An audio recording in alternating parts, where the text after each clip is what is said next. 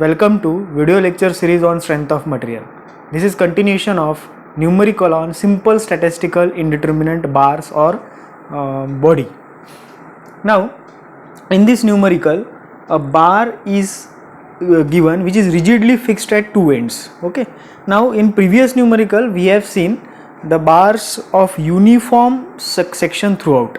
It was made up of three different parts, part A, B, B, C and C, D, but the section was uniform throughout, means the cross sectional area was uniform throughout, right?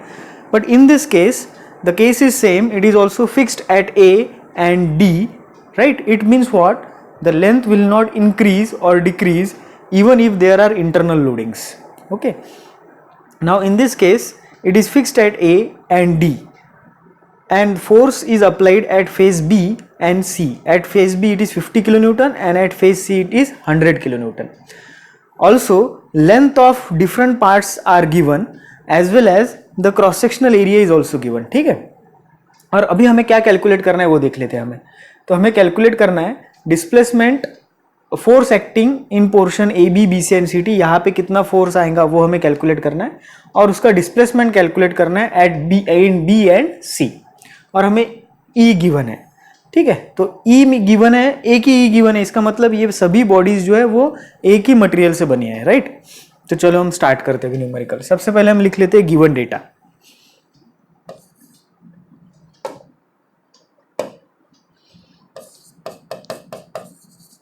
Given सबसे पहले हम लिख लेते हैं A1 कितना है. A1 हमें दिया है 1000 mm², A2 1500 mm², A3 2000 mm². Okay. Then length is given L1, L2 and L3. Let me write down here. L1 500 mm, L2 750 mm and L3 1000 mm.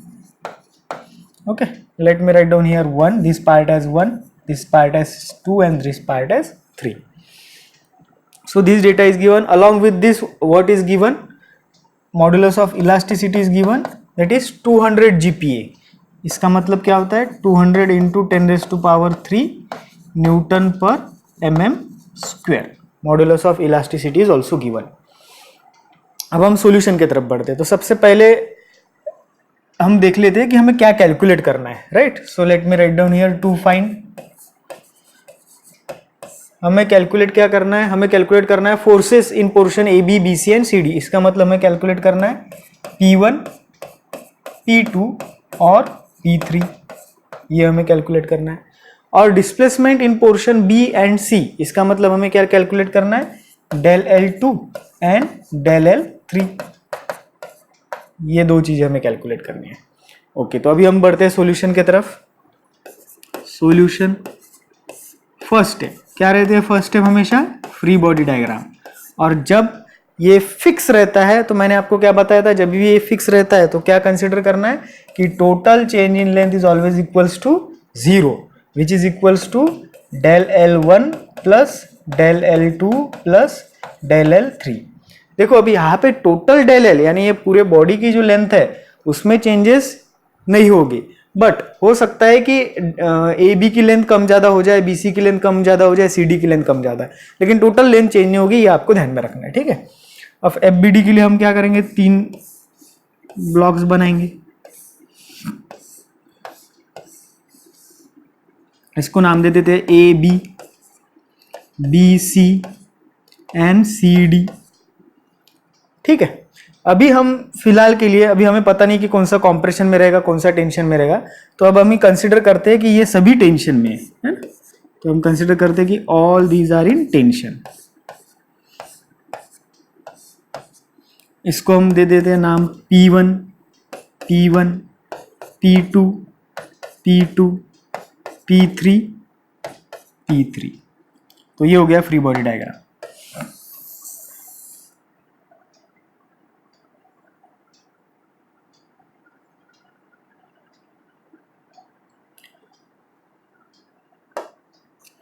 अभी नेक्स्ट हम क्या करते हैं, कंसिडर करेंगे कोई भी एक फेस जहाँ पे फोर्स है, जैसे कौन से फेस पे फोर्स है, बी और सी पे।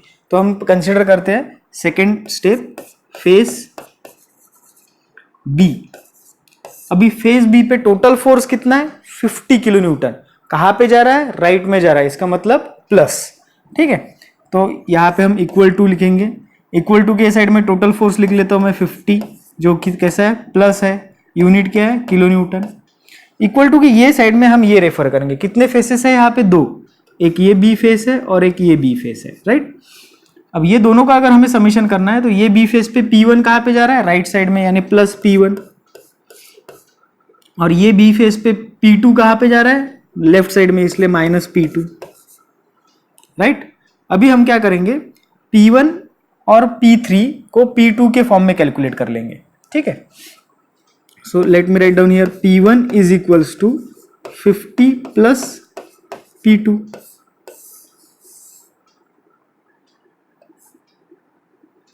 इसको हम कहेंगे 1। सिमिलरली अभी हम कंसिडर करेंगे फेस सी। अभी फेस सी की इसलिए कंसिडर कर रहे हैं क्योंकि यहाँ पे फोर्स है, ठीक है। तो फेस सी इक्वल टू लिखता हूँ मैं यहाँ पे, पहले हम ये वाला फोर्स देखेंगे कितना है, 100, प्लस है कि माइनस है, प्लस, क्यों, क्योंकि राइट की तरफ जा रहा है, सो प्लस 100। ये साइड में हम ये रेफर करेंगे, दो फेसेस है यहाँ पे सी के, एक ये और एक ये।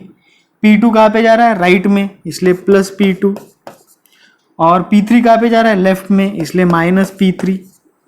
तो मुझे क्या चाहिए, P3 चाहिए इन फॉर्म ऑफ P2। तो यहाँ पे मैं लिखूंगा minus P3 is equals to 100 minus P2।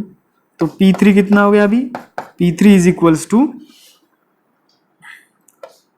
P2 minus 100।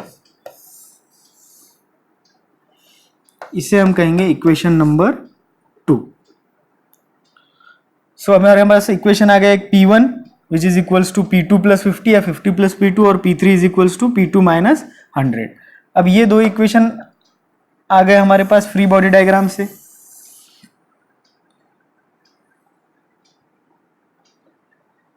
चलो अब हम नेक्स्ट कैलकुलेशन देखते हैं। नेक्स्ट कैलकुलेशन में हमें जो ये पता है, total elongation is equals to 0, उसका हम यूज करेंगे।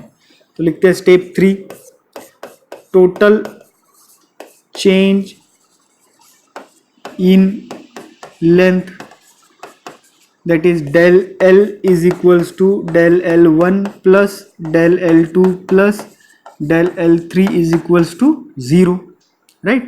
So del L1 क्या आ जाएगा formula, P1 upon L1, P1 L1 upon A1 E, क्योंकि E कॉमन है, plus P2 L2 upon A2 E plus P3 L3 upon A3E is equals to 0। अभी P1 P2 P3 हमें निकालना है, L1 L2 L3 हमें पता है, A1 A2 A3 हमें पता है, और E हमें पता है, राइट। तो ये E जो है वो कॉमन है, और यहाँ पे जाएगा तो 0 हो जाएगा, तो E को कट कर देते हैं हम। अभी P1 हमें पता है, P1 in terms of P2, तो मैं यहाँ पे मुझे लिखने दीजिए 50 plus P2 into what about L1, length कितनी है, L1 इज 500, ठीक है। तो ये हो गया हमारा एक, divided by what about A1, A1 is 1000 plus P2, P2 हम कैलकुलेट करेंगे, तो P2 ऐसे ही रहने देते हैं। L2 कितना गिवन है, 750, what about A2, A2 is 1500 plus P3 हमें पता है, P2 minus 100 multiplied by L3 1000 given है, divided by A3 2000 is equals to 0। अगर आप ये इक्वेशन में देखोगे तो अननोन कितना है, सिर्फ P2 है, और अगर आप इसको सॉल्व करेंगे तो आपको मिल जाएगा P2 is equals to 16.67 kilo newton, ठीक है। एक बार हमें P2 मिल गया, फिर हम इजीली P1 और P3 कैलकुलेट कर सकते हैं, क्योंकि आपको सिंपली क्या करना है, यहाँ पे P2 की वैल्यू पुट करना है और यहाँ पे P2 की वैल्यू पुट करना है। तो मुझे यहाँ पे लिखने दीजिए, वैल्यू ऑफ P2 हमें मिल गई, P2 की वैल्यू पॉजिटिव आई, इसका मतलब हमारा आंसर करेक्ट है। अभी हम निकालते हैं P1 की वैल्यू, सो P1 कितना है 50 प्लस P2 यानी कितना हो जाएगा answer 66.67 kilo Newton. And what about P3? P3 is 52 minus 100 यानी इसमें से माइनस कर रहे तो आंसर कितना आ जाएगा माइनस 83.33। ठीक है, अभी ये जो P2 है ये प्लस क्या इंडिकेट करता है कि ये P2 जो है ये किस में रहेगा टेंसाइल में रहेगा। ये P प्लस क्या इंडिकेट करता है कि ये किस में रहेगा टेंसाइल में, और ये माइनस क्या इंडिकेट करता है कि ये कॉम्प्रेशन में है। ठीक है, हमने क्या कंसीडर किया था P3, पहले हमने कंसीडर किया था कि it is tensile, but negative answer indicates कि ये कैसा है कॉम्प्रेसिव है। तो यहाँ पे मुझे लिखने दीजिए ये हमारा टेंसाइल आ गया, ये टेंसाइल आ गया और ये कॉम्प्रेसिव आ गया। ठीक है,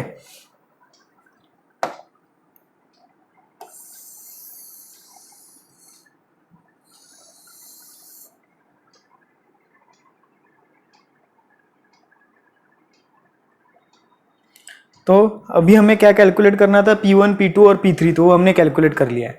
और हमें क्या कैलकुलेट करना है, हमें कैलकुलेट करना है displacement at A and B and C. अगर आपको पूछा कि स्ट्रेसेस कैलकुलेट करना है तो काफी सिंपल है। कैसे कैलकुलेट करेंगे स्ट्रेसेस? हमारे पास P1, P2 और P3 है। P1 टेंसाइल है, P2 टेंसाइल है, P3 कॉम्प्रेसिव है, यानी यहां से प्रोड्यूस होंगे टेंसाइल स्ट्रेसेस और कॉम्प्रेसिव स्ट्रेसेस। अब ये कैसे कैलकुलेट करोगे? P1 upon A1। सिर्फ इतना ध्यान में रखना है कि ये जितने भी फोर्सेस है ये किलो न्यूटन में है। जब आप वो P लोगे तो उसको 10⁻³ से मल्टीप्लाई करना, उसको कन्वर्ट कर लेना न्यूटन पर mm स्क्वायर में। ठीक है, सो P1 upon A1, P2 upon A2 and P3 upon A3 you will gate stresses. चलो, सो नेक्स्ट क्या पूछा है हमें? नेक्स्ट पूछा है displacement at A and B and C. तो उनका कहना है कि ए बी में टेंसाइल है यानी इसकी लेंथ बढ़ेंगी, तो ये तो यहीं पे रहेगा, लेकिन इसकी लेंथ जब बढ़ेंगी तो ये पोर्शन बी जो है ये शिफ्ट हो जाएगा, right. Similarly C D portion में क्या है? कॉम्प्रेशन है, यानी इसकी जो लेंथ है ये कम होगी। अब जो डी है वो तो जगह पे रहेगा बिकॉज इट इज फिक्स, तो सी जो है ये इधर शिफ्ट हो जाएगा, राइट। तो हमें क्या कैलकुलेट करना है कि बी जो है वो कितने से शिफ्ट हुआ और सी जो है वो कितने से शिफ्ट हुआ, बस हमें वो कैलकुलेट करना है। तो अब वी आर श्योर कि बी ये लेफ्ट में जाएगा या राइट में जाएगा? राइट में जाएगा। क्यों? क्योंकि इसकी लेंथ बढ़ रही है। सिमिलरली सी जो है वो लेफ्ट में जाएगा या राइट में जाएगा? राइट में जाएगा। क्यों? क्योंकि इसकी लेंथ कम हो रही है। ठीक है, सो